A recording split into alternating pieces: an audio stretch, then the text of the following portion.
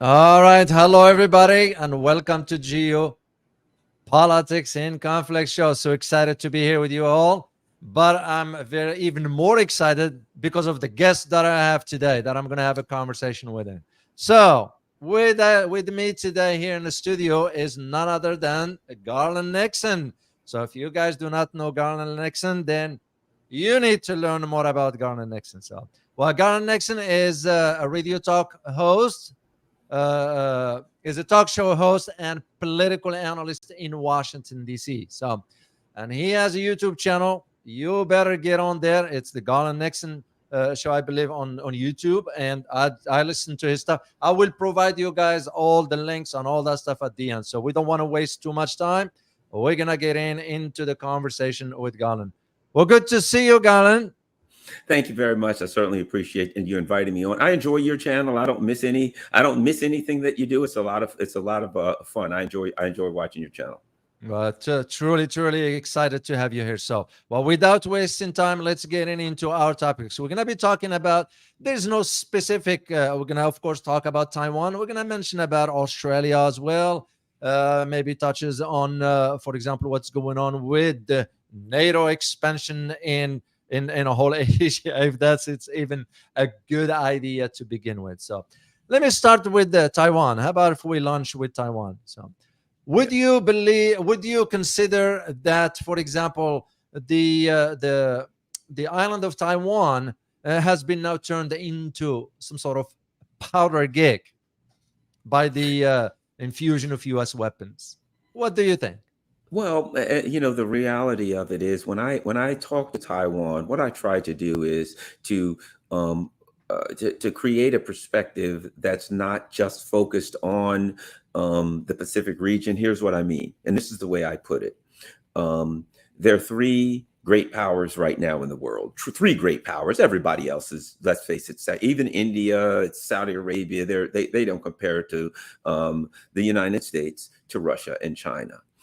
And if you look at it from that perspective, one of the great powers has come to the shores of the other two great powers and is pumping weapons into it, is pumping political rhetoric, is pumping information war. So the Russia and China, they're not in Mexico.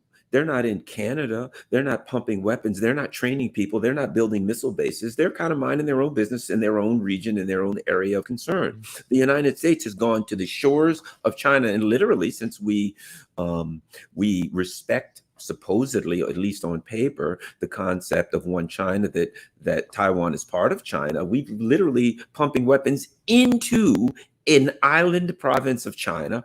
Meanwhile, we're pumping weapons into a country that has been used as a path to attack and assault Russia on multiple occasions. And we're saying that those two countries are a threat to us. And clearly, if Russia and or China had overthrown, most people say Mexico, but I say Canada, because that would be more appropriate. A Ukraine to Russia, or the long-standing brotherhood, the ethnic and cultural brotherhood of Ukraine to Russia, the ethnic and cultural brotherhood of Taiwan to China is more appropriately viewed through the lens of, if they came to Canada, ethnically and culturally is more relatable to the U.S. than Mexico. So if they overthrew the government of of Canada, and started pumping weapons into Canada, the United States would go to war. So what we're doing is something that we wouldn't allow anyone else to do. It's obviously a militarily aggressive action and assertive action. What I find difficult to understand and accept is that Americans don't see this through that broad context, and that they can buy into the rhetoric that says they're the bad guys and we're allowed to do that. Yeah, which kind of doesn't make sense at all. And let alone, you mentioned the point about the one China policy. You would think that honor we will honor our commitment to that when we signed the three communiques regarding this. And apparently, as we send in more weapons to Taiwan, it's like, to what end? What is the end game here? what are we wanting to do, and let alone turning that region into a war zone won't be pretty for anybody. Yes, and when you look at what we're doing in Taiwan, as you clearly stated, we are not keeping our word, and I think that is very, very important in today's geopolitical arena worldwide. If you look at the JCPOA, the what's more commonly known as the Iranian nuclear deal, the United States made a deal, signed off on the deal, Hmm. and of course, something that's important to understand about that deal is that Barack Obama basically said, look, we'll sign off on the deal, but I'll never get it through the Senate, because he knows that the Congress is the most hawkish part of our government right now. Yeah. So they signed off with the deal, and then a couple years later they walk away from it. We look at the deal that we made with Russia. We won't move 1 inch to the east. Well, East. and so what people like the North Koreans and the Chinese and everyone's now looking at the United States saying they don't keep their deals. And we're literally saying right now, well, yes, we recognize the one China principle. However, we're violating at the very time we say it. The one China principle says Taiwan's a part of China, which would mean that we can't send weapons and people there without China's permission. But Yeah. even as we say out of one side of our mouths, we recognize the one side of the one China principle. Our actions belie the falsehoods. So I think that's critical, because at some point there will be a time when there will be some negotiation needed in Ukraine.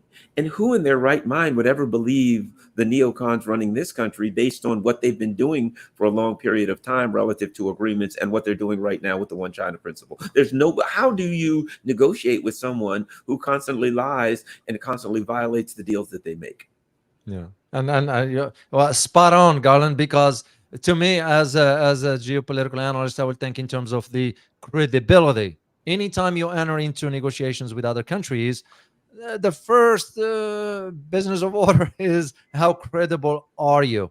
Can you be an honest broker? Can we have sort of an honest discussion about the issues in order to cooperate? And so we don't seems to be, like I always say, we lack any strategy in our foreign policy for the last 3 or 4 decades.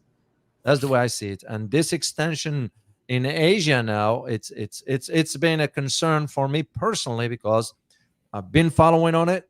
I'm in the process for writing a book about China. I have to keep up with those developments of NATO now, slowly and gradually sort of increasing its footprints in Asia. Now, how do you see, in your opinion, how do you see the expansion of NATO in the region is going to transform the region into a hotbed for serious conflict?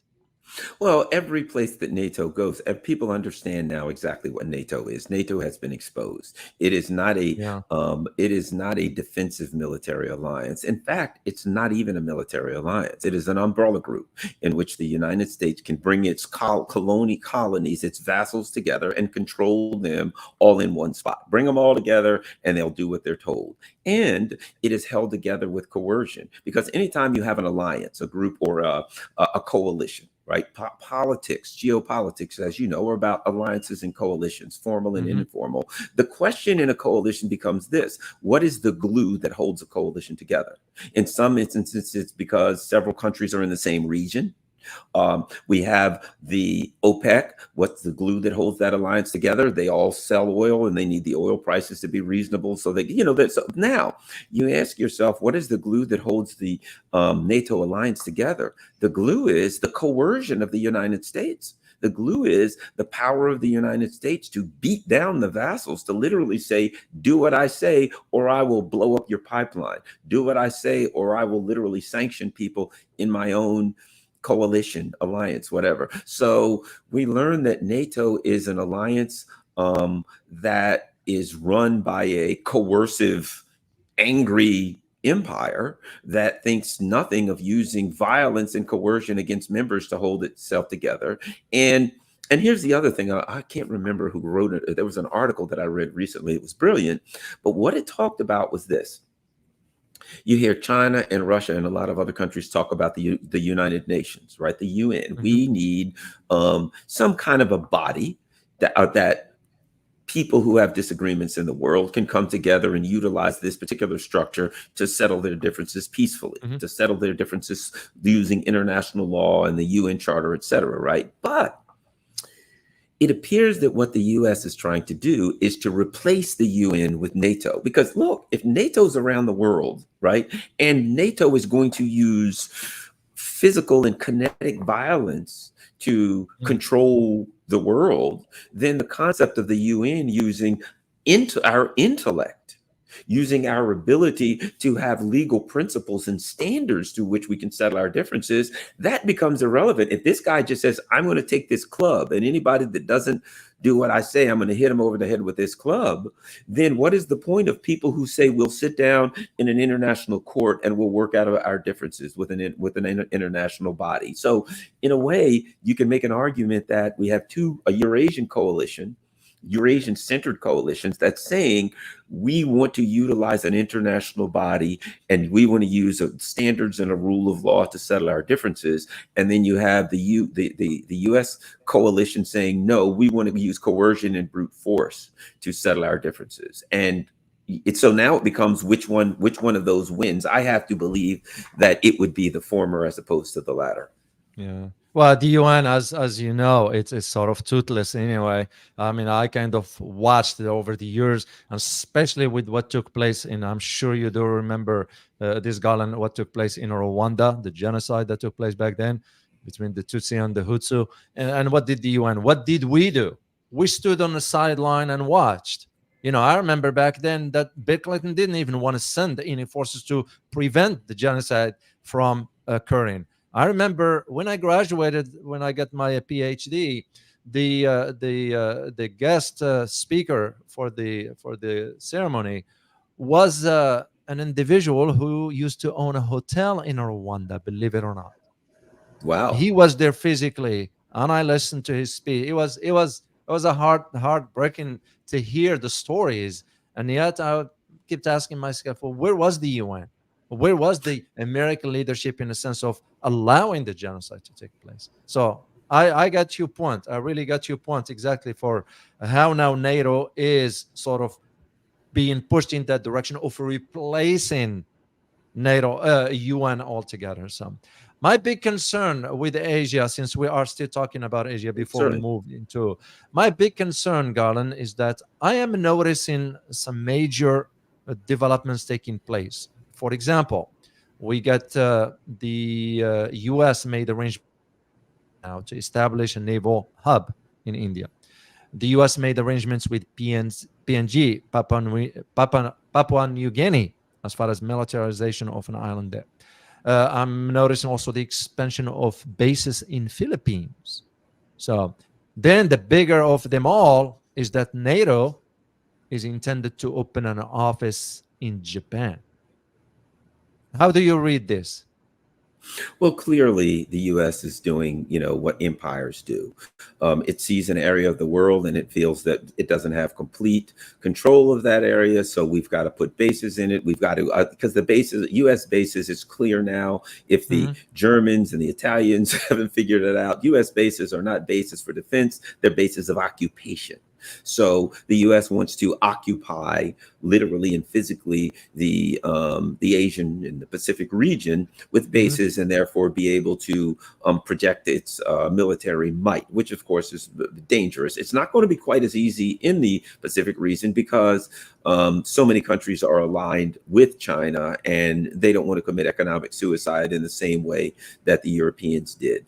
Mhm. I do think that the Ukraine conflict is going to have a significant effect on the U.S.'s ability to expand into the Pacific region and to drag their vassals into the region and to get new ones. I think that a lot of countries are watching what's happening, and they are looking on in horror, saying we don't want to be the next Ukraine. they're looking on in horror, saying we don't want to be the next Germany, where we fall under the thumb of the U.S. empire. And if we do one thing they don't like, if they tell us to cut off from China, and we don't, they'll blow up our pipeline or whatever the Yeah. case may be. So I think that the outcome of the Ukrainian conflict will have a significant impact on NATO's ability to A, expand, and B, to drag its vassals in Europe and other places into a new conflict in the Pacific region. But clearly they're trying to militarize the Pacific region. And, Paul Keaton, I think that's his name, the former Prime Minister of Australia, recently said that if the people in that region allow NATO to expand into that region, it will be the equivalent of inviting a plague into their home. And if you look at Cambodia and Laos, and you look at Indonesia, and you look at historically, you look at Vietnam, there are many countries in the region that have suffered literal military genocides at the history, at the hands of the U.S. empire. I'm sure you've read a book called The Jakarta Method. What's it? The Jakarta Method. Yes. So, I think there are a lot of countries in that region that have a historical context through which they'll view the U.S. expanding into their region that will give them great pause, shall we say. Yeah. Well, speaking of Australia, let me share this with our viewers. I have a tweet that I got from one of my followers here, and I'm gonna just share it with us all here for us to see. Regarding, it's right this here. So this is about a new U.S. warship has been ushered into service in Sydney. Well, what's the kicker? Is this kangaroo in U.S. flag, which is bad. It is very bad because it's sending a signal that for Australia's sovereignties, like, where is it? You look at them economically now, how devastated Australia is. And the PM, Albo, doesn't seems to stand on his feet in working and defending Aussies. Instead, he's bowing to U.S. pressures. So that is a big concern. One of the things that I've always believed, if you look at historically, I use the word revolution not in the context of a full political revolution, from the perspective of change, and that is that for every revolution there's a counter revolution, right? So what I mean is this. The U.S. is making it clear to the Europeans, they're making it clear to the Australians at this point, you have no sovereignty, you have no independence. There was a time when the U.S. could afford the illusion of sovereignty. Post World War II, what happened? The Soviet Union was clear. We're taking Eastern Europe and it's ours. They don't have sovereignty. We own it, straightforward. The U.S. then basically said, okay, our part of the agreement is we'll take Western Europe and it's ours, but we're going to maintain the illusion that they have democracy and sovereignty, but they're not really going to have it. Now that the U.S. sees Russia and China rising, other countries rising, pushing back, they cannot afford that illusion anymore. So they're simply saying, we will dispense with the illusion, and now we're going to tell you exactly what to do, and you're going to do what you're told. And that's the kangaroo. Hey, man, we're going to put a flag on that kangaroo and let you know that you work for us and you have no sovereignty. But if you look at what's happening in Europe with the rise of various parties, and we're very early in this process.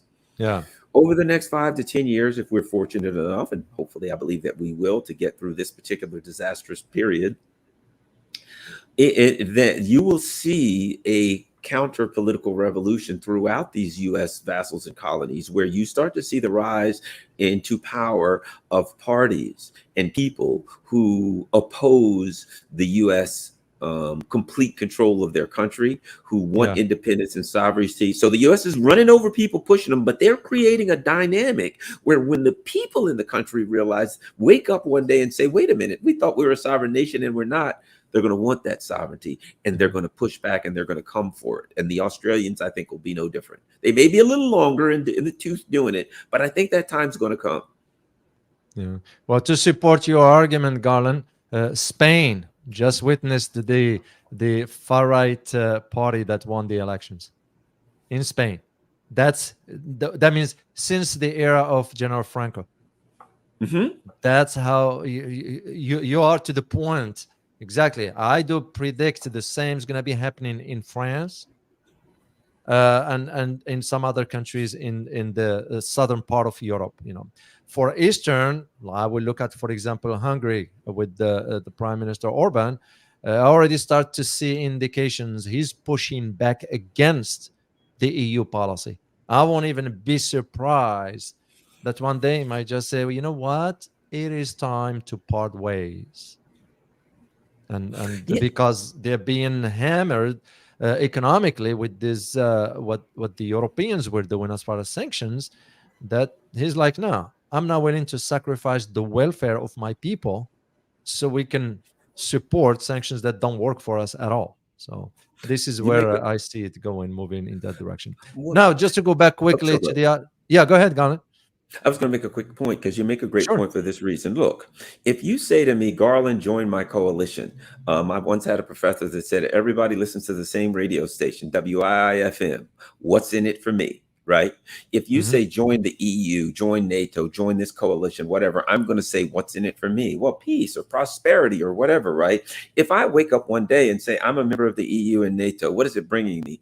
It's bringing me war. It's bringing me poverty. It's bringing me dissent and anger amongst my people. At that point, it's not in my best interest to remain a part of that team. And I think that's exactly what you're saying. I agree with you. There are countries, Hungary being one of them, that are looking at it and saying, why the hell am I a member of this group? Yeah. It's only bringing bad things for me. And the people are going to say, we want out. And you're going to see more and more of that. We want out of a group that isn't acting in our best interest. When we thought it was, we want it in. Now we think it's Mhm. not, we want it out. To me, that's just simple logic. Yeah. Well, the people in, like, for example, in Scandinavian countries are now asking that question exactly. What are we getting ourselves into? Meaning what the government is leading us into. I mean, I look at the example of both Sweden and Finland. They've lived in peace for decades and decades with back then with the Soviet Union and with even the Russian Federation after the fall of the Soviet Union. So the idea, all of a sudden, they found themselves dragged into the orbit of NATO forcefully. I don't think so they were given a choice. That's my opinion, because I've been in that part of the world, so I kind of had a conversation with the locals and all that. I don't think so they've been given a choice. They were forced into signing up, and all of a sudden now triggering more tensions that's going to be for the foreseeable future for them. So, well, speaking of Europe, while we're talking about Europe here, what do we make out of, for example, Germany now is pivoting towards China because of economics? Will this approach win over political sort of pressure from the US? Well, yeah, I think what is important here is that the leaders of, like, Schultz and Macron, they Mhm. have a couple of issues here. Number one, as a member of the European ruling elite, they understand that their job are to be vassals to the U.S. empire, and they're supposed to execute the policies of their masters. However, the issue of business is important because now they have powerful business leaders.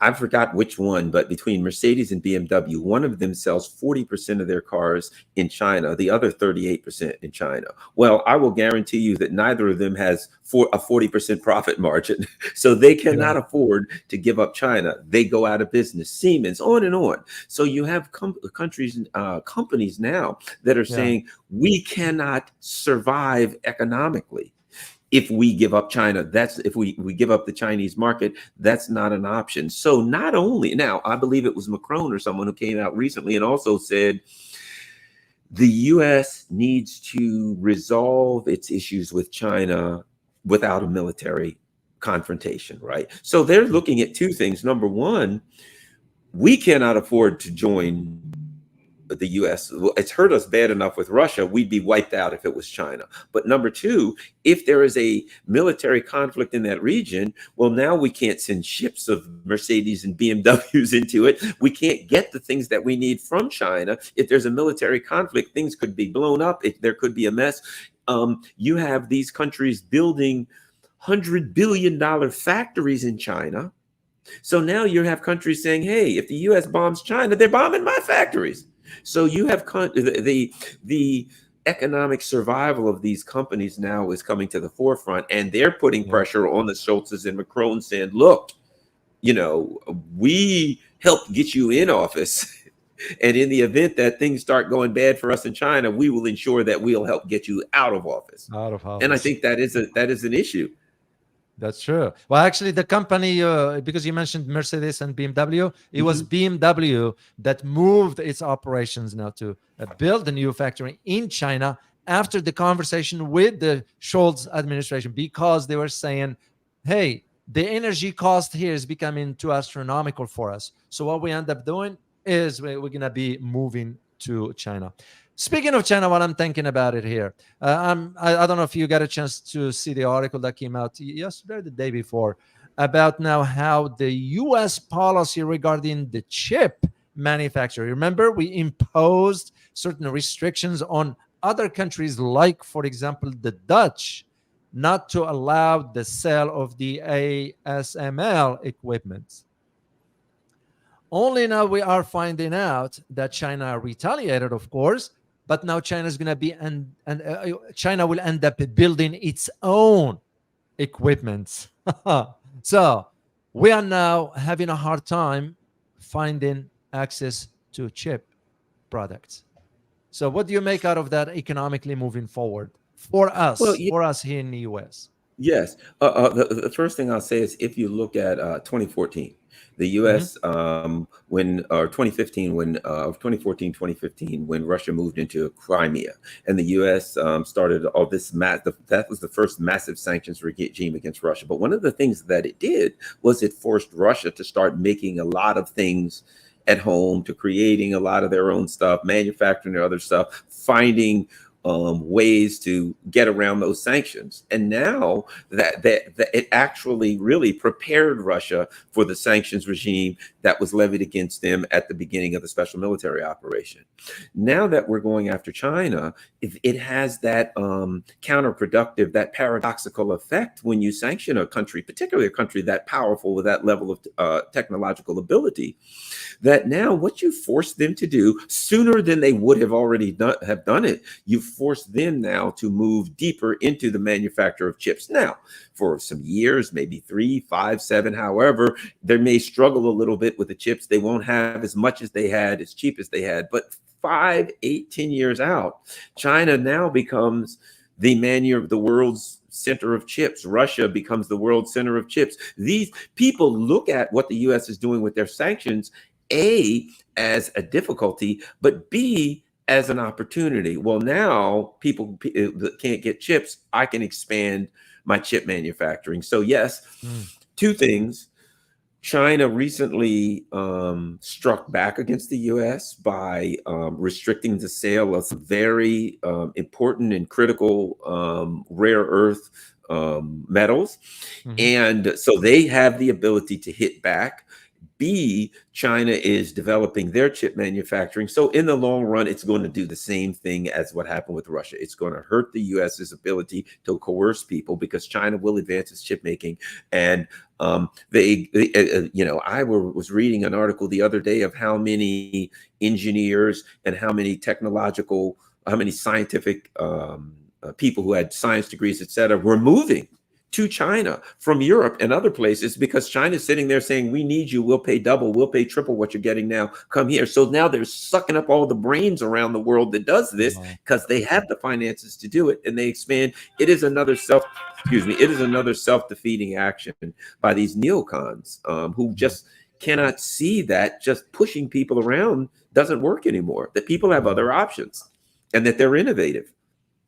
Well, the best example to this one, just to piggyback on what you just said, Garland, it has to do with the space, the ISS, the International Space Station. Remember when we passed the bill in 2008 banning the Chinese from access to the ISS? And actually, the Congress signed on it. What did Chinese end up doing? They pushed forward and built their own. And now their station in the space, their space station is complete. So it took them about a max of 2 years, and it was done. So I do see the same pattern with the chips manufacturer, that now, based on the research that I found, that China is now able to produce the mass producing the 5 nanometers. Now they're still working towards achieving the max, which is the 3 nanometers. They're not there yet, but I won't foresee. Probably in about 2 3 years, probably they will be able to achieve that. So that's where I see the change for that. Let's shift to Africa. Yeah. Well, If before we leave, I think there's something else I'd like to get your thoughts on, and one more thing I think we should touch base on that I Yeah. think is critical, and that is North Korea. Oh yeah. But reason being, recently we reported that the defense minister of Russia, Sergei Shoigu, went to North Korea and has spent some time in North Korea after the U.S. sent a nuclear submarine to South Korea. I think a couple of things about that, and that are relative to our discussion of technology. Number one, I think most people don't know both China and Russia have a border with North Korea and very good relations with North Korea. I think what we're seeing is Russia and China are going to say, we've had enough with all of the sanctions. We're going to bring North Korea back into our orbit. And I think this is critical. You have to give North Korea a lot of credit. They've been sanctioned so where they're not supposed to have anything, and they've been able to achieve technological marvels. They've been able to, the technological things regarding missiles and military satellites, all these things that they've been able to do while sanctioned completely out of the markets is pretty amazing. So I think that as they come back into the orbit of China and Russia, particularly China, since they're right there on their border, don't underestimate that as they get the access to technology, access to the things that they need from China and Russia, which I think will happen, that they will be a part of the technological advancements coming from the East and coming from Eurasia. I think there's a future for North Korea in that coalition. What do you think about that? Well, that's an interesting point, Garland, because I never minimized the possibility of that. Hypothetically, should there be a conflict in the region, Russia and China, along with North Korea, is going to join in. I've always put that in my mind, that possibility or the probability is there. It's because it makes more sense now with the technological, because both China and Russia sees the role that North Korea will play. And this is why it doesn't make sense to me as to why South Korea, instead of kind of talk to the US by saying, hey, we like to reduce the tensions, not escalate them. But the current South Korean president doesn't seem to be have a strong personality to stand up to the US. I just don't see him doing that. It's no different than the Japanese prime minister.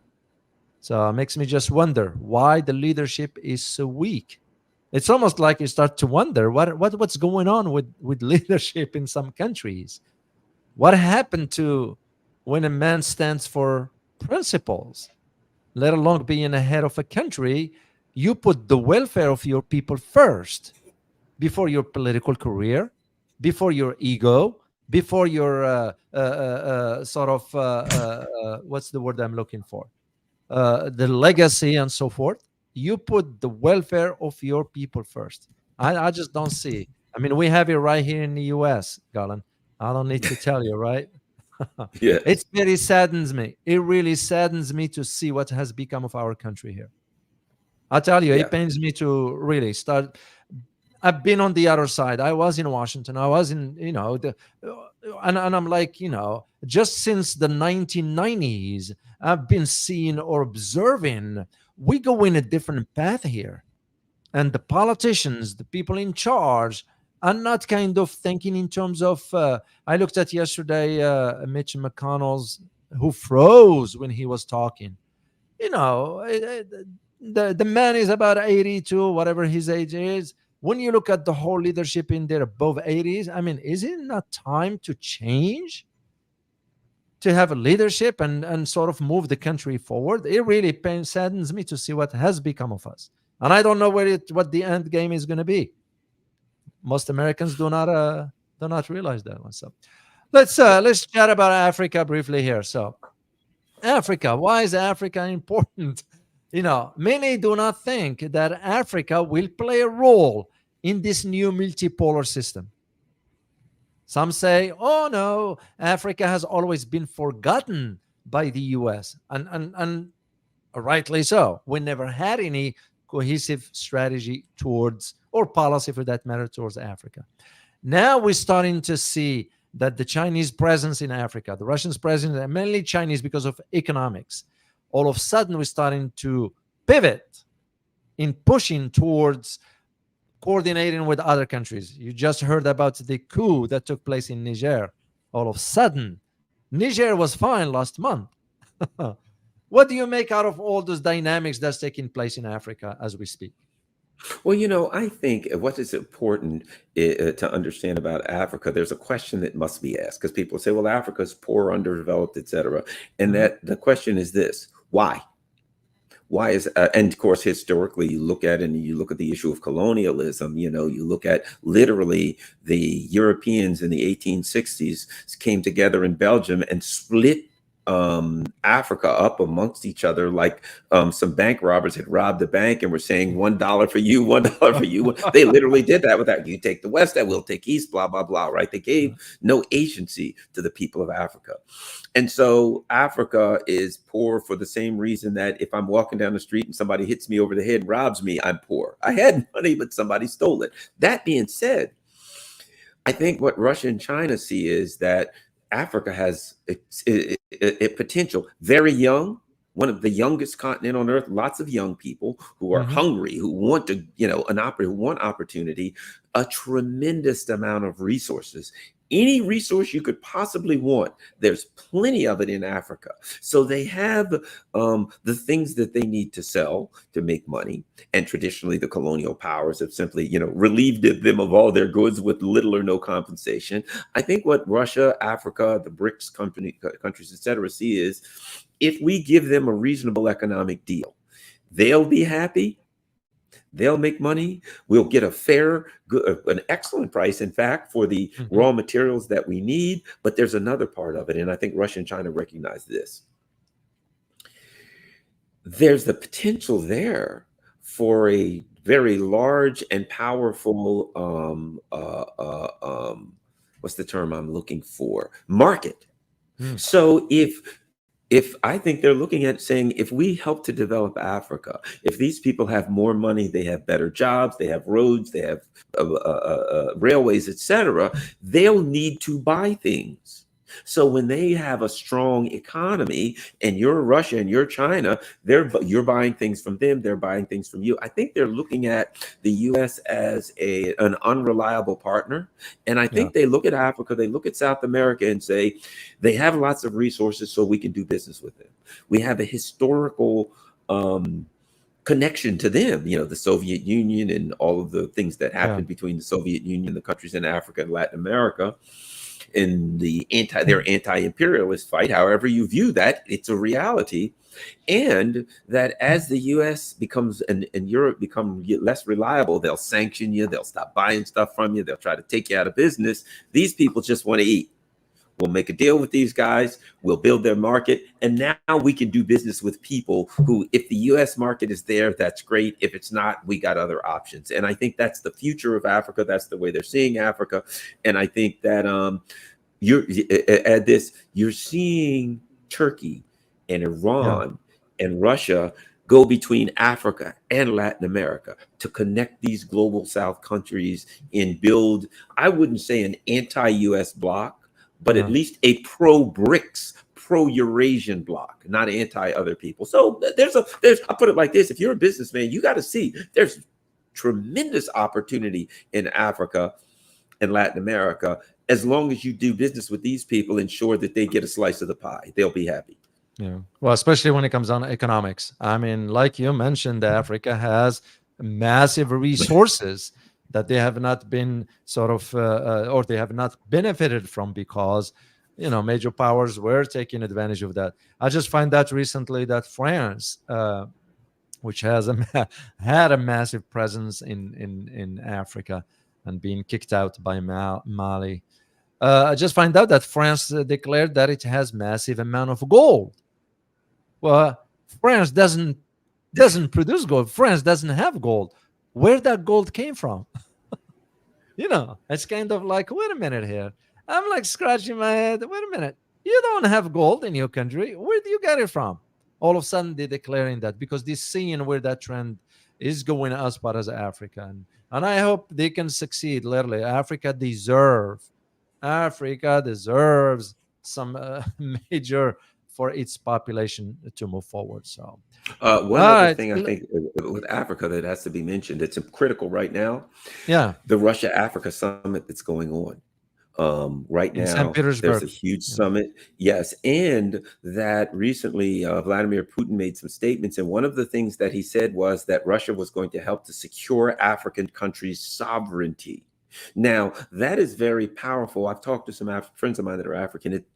That really um, is a powerful statement for them because their issue has been a combination of their countries getting overthrown and colonial powers coming in and putting in some puppet, some guy, they bring him, they train him in the US, they train him in, France, wherever, and they send him back. There's a coup and he goes to power. Their issue has been an inability to rise because they don't have a leader looking out for their interests. So the statement by Vladimir Putin that I will work with these countries in Africa to maintain their sovereignty, when they hear that, they're dancing in the streets because that is their issue. That is the real reason that these African countries were unable to advance because they didn't really have sovereignty. Again, just like Europe, but on a different scale. They had the illusion of sovereignty because they had someone that looked like them in power, but that Yeah. person had been certainly, trained and directed by outside forces. Interesting. I'm keeping an eye on time because I know you Sure. are on schedule and all that. You still have about 5 minutes or so, or ten Sure. I got minutes. another 10 Yeah, minutes at because I'd least. like to talk about Ukraine in the big picture. I did listen to your conversation with Scott and Scott Ritter and Andrei Martyanov. So it was very very interesting. And just to piggyback on that conversation, getting your perspective of where do you see things moving forward? How do you see the end of this conflict on the horizon? I mean, what do you see on the horizon when it comes down to Ukraine-Russia conflict? Well, there are a couple of things. And, my association with Russia for years and studying Russia for many, many years, and my mentor, was educated in the Soviet Union. Mm. And the bottom line is this: you have to, people who are in the West have to understand that the Russians view this as an existential conflict. They Hmm. view this through the same historical context as a Napoleon attacking Russia, as the Germans in the 1940s attacking Russia. That's the historical context because every time they got attacked, these people came through Ukraine. So to them, it's an existential threat. Russia's not going to go away. They're going to fight this to the end. Now, what we're seeing now is something that people like you and I talked about early in the conflict. Um, you can't, if you come to fight a superpower on its border, you ain't winning that. You know what I mean? You may fight Russia and, Iceland and win that fight. But the Russian military is set to fight on the Russian border. Ukraine, even as a proxy force, was never going to defeat Russia on the Russian border. They're ready for this. So ultimately, militarily speaking, Russia will win this conflict. There's no question about this. And I don't believe there's anything that NATO or any other force on this earth could do, short of committing nuclear suicide, to stop them. And yes, they'll be stopped, but so will you. I think that interestingly enough, the Russians are going to win militarily, but I don't think they're in a rush. I think they Yeah. understand that time is a very valuable tool in their strategy. And as you know, you have a military background. Military conflicts are won through strategy, not tactics. You're right. The tactics Right. are a result are what you use to achieve your strategy. But if you don't have a good strategy, your tactics are irrelevant. So I think part of their strategy is we got time. And we think that over the course of time, you'll fold before we will because we're never going to fold. I think that at some point, the political and military structure in Ukraine is going to collapse. What that collapse will look like, I'm not sure, but I think it will collapse of the weight that's being put on it by a combination of the Russian military and the inability of its patrons in Washington, D.C. and Yeah. London to provide them with the resources that they need to even maintain their fighting ability. So at some point, it's going to fold. The question is, too, when they fold, the neocons are unable and unwilling to um, make a deal with someone and keep it. The Russians know this. Who will be able to come in and settle a deal? The only people I really see it, strangely enough, are the Chinese that could Mm. come in and get a deal. At some point, the Europeans are going to need somebody to come in who's an honest actor and negotiate. I see the Chinese as being able to do that. That's the last thing the US wants, is the Chinese to be able to Oh do yeah. that. So the question is, once Ukraine is no longer in a position to maintain itself in this conflict, who comes in to help straighten things out? Because every conflict in history always ends in a negotiated settlement, even a even if you sign an agreement that says I lose and you win whatever you Mm. want, I've Mhm. lost the war. That's still an agreement. You're still signing an agreement. At some point, there will be an agreement signed to end the war. And the question is, who has the capability to do that? It wouldn't surprise me if at some point we see China in the mix. What do you think? Well, even well, actually, China did propose an arrangement to settle the conflict, but we shut it down from the get go. So it shows at least where things are. We're not willing, and you absolutely spot on, Garland. We are not gonna want to accept that a non-Western, let alone China, is the one that is gonna end up brokering a deal. It did between Iran and Saudi Arabia, and we see how I, Speaking of Africa, I yeah, also think that Russia, they've already had some deals, some proposals of peace by Africa. I yeah, also believe this, that Russia will insist that Africa is brought in, that Africans leaders are brought in, maybe the African Union, whatever, but African leaders are brought in as part of negotiating, as part of the deal, so that they can empower Africa and they can expand their friendship with Africa. But the Russians and the Chinese both want to bring in Africa as part of the UN Security Council. So I yeah. also think the Russians will demand, they'll say, hey, well, if we're going to make a deal, the Africans have to come in and be part of the negotiations there. They're really working to expand. And I think that's a good thing, to expand the power of Africa and the influence of Africa worldwide. That's something I see.